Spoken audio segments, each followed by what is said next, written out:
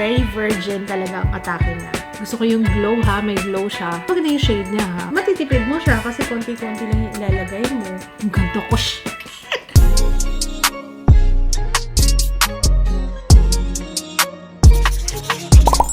Hello everyone! Welcome back sa ating channel!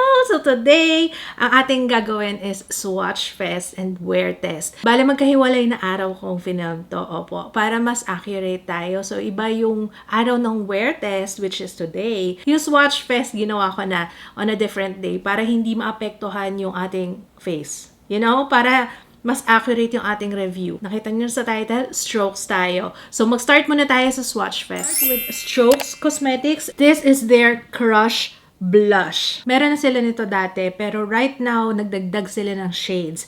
And actually reformulated siya. Now has more added weight that holds a highly pigmented, creamier, and more long-wearing formula daw. Meron siyang vitamin E, aloe vera oil, sweet almond oil, and argan oil. So dati 4 shades lang ang meron. Ngayon nagdagdag pa sila ng 5. So 9 shades in total yung ating isa-swatch for today. It's a blush and skincare in one. Ang price niya is 498 pesos. Now available sa Lazada, sa Shopee, at sa TikTok, and of course, sa kanilang mga physical stores. So, let's start with Virgin. Virgin! Okay, let's see. Wala pa akong blush. Nag-contour ako, pero blush wala pa. So, let's try Virgin. Very natural lang yung atake. Very virgin talaga ang atake niya. I like this. Parang pang everyday. Kung ayaw mo nung blush na talagang, you know, alam mo talaga nag-blush ka. Ito very soft lang on my skin. So, ayan si Virgin. Very light lang siya on the skin. Okay, yung feeling niya, medyo velvety and mas creamy nga siya definitely. Mas magandang pang-apply sa kanya is daliri. So, ayan si Virgin. Gusto ko talaga yung pinapahirapan ko yung sarili ko. Hindi, joke lang. Gusto ko talaga yung ganito kasi para makita nyo talaga kung ano itsura niya sa mukha, 'di ba? So, ayan, magre-reapply ulit tayo ng ating funda. Next one is Ladylike. Si Ladylike naman, this one's Dainty Pink. Ito yung itsura niya. Diretso ko na siya sa cheeks, ha? Definitely cool toned ito. Ayan siya. This is Ladylike. Next shade is Sassy. Ayan si Sassy. Gusto ko yung glow, ha? May glow siya. Kahit pa paano. Next shade is Gorge. Actually, gusto ko tong shade na to. Okay, maganda siya. Alright, so, ayan si Gorge. Maganda yung shade niya, ha? Next shade is Darlin. Aww, miss ko si Lloyd. Darlin. Let's apply. Pero dating shade pa to, diba? Oo, alam ko dating shade pa. So, ayan si Darling, mga friends. Moving on. Demure. Oh, orange.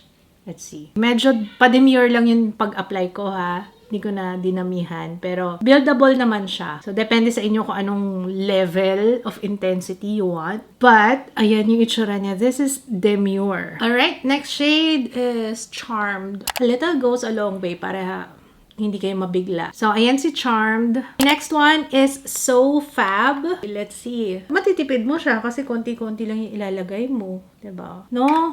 So, anyway, ayan, si So Fab. Last shade is Hottie. Si Hottie naman daw is Ruby Red. Hottie. Alam niyo, sa totoo lang, hindi ko talaga alam kung ano yung shade na gagamitin ko. Pinagpipilian ko is si Virgin, si Gorge, si Ladylike. Etong tatlo yung pinagpipilian ko. Pero, of course, si Gorge na lang tayo. Kasi siya talaga yung parang wow. Napawawa ko sa shade nito. Ayan siya. So, i-apply na natin. Mas preferred ko yung daliri, guys, ha. Kasi mas na-blend ko siya ng accordingly kung paano ko gusto. Ayan, no. Tsaka mas easier for me. Cream siya when you touch it. Pero pag nasa skin na, para na siya nagiging powder. Tapos, papaabot ko na rin siya dito sa aking eyelid. Para bongga. So, inaangat ko siya. So, ang ginawa ko, guys, ayan, sinama ko na yung aking eyelids and I like it. Hopefully, nakikita nyo, no? Ang ganda. Oh. Ganda na pagkakagawa ko sa blush ko. Okay, babalik ako ng finish na yung ating look. One of those days na pag natapos ko na yung makeup ko, napapamura talaga ako sa ganda ko. Ang ganda ko. Ganda mo naman, sis. Alright, our makeup is done. Nakalimutan ko i-mention before yung swatch fest natin. Ito yung dating Strokes Crush Blush. As you can see, mas malaki siya ngayon. O, diba? Ito siya ngayon, yung bago nila. And mas long wearing daw siya ngayon. Dati 2.3 grams, ngayon 4 grams na siya. So, mas marami siya definitely. Nakita niyo naman ang new packaging, ang ganda. Ayan, nasa pot siya. And compared sa dati, definitely mas creamier siya. Ang pinaka-selling factor sa akin dito is meron siyang skincare component na definitely nakaka-moisturize ng skin. Tingnan nyo, oh, meron siyang glowy effect dyan. Love it. Okay, i-wear test na natin to. It is now 12:17. Oh, by the way ha, naglagay ako ng konting translucent powder kasi marami akong folds sa talukap. So, definitely mag-crease yan sa akin. So, ito ang technique ko. Naglalagay lang ako ng translucent powder to make sure na mag-set siya dyan at hindi siya mag-crease. Alright, our look is done and babalik ako mamaya for updates. Now, 1:18. Ayan, magbablot ako tapos tingnan natin kung magta-transfer siya, ha? Kasi mostly ng mga cream products, especially blush, napapansin ko nag-transfer sa blotting paper. So, tingnan natin kung nagta-transfer ito, okay? Meron, pero very minimal. In fairness, minimal. Halos nga hindi mo makita eh. Other side tayo. Konti lang. As in, konting-konti lang talaga. Alright guys, it is now 9:22. Final update na tayo, no? So, eto na yung aking face. Andyan pa rin yung ating blush. O, diba? Long wearing talaga siya. O.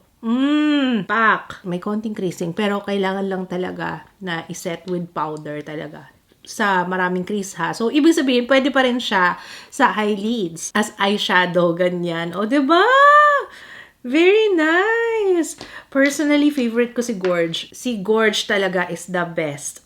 Wala na akong ibang masabi. Wala na akong ibang masabi kundi this is very nice. For its price, sulit na sulit talaga ito. Kasi ang laki niya. Tapos, a little goes a long way. Ang dami pang shades na pagpipilian. So, ano pa masasabi ko? Pero, tsaka ito ha, yung pinaka-outstanding talaga na napansin ko. Wow, outstanding. Oh, yun talaga yung pinaka-napansin ko is, pag nag-blot ako, minimal lang yun nakukuha sa blotting paper. Ibig sabihin, kumakapit talaga siya sa skin. So, kung nagdadalawang isip ka pa to get this, huwag ka na magdalawang isip. Add to cart na yan, ha?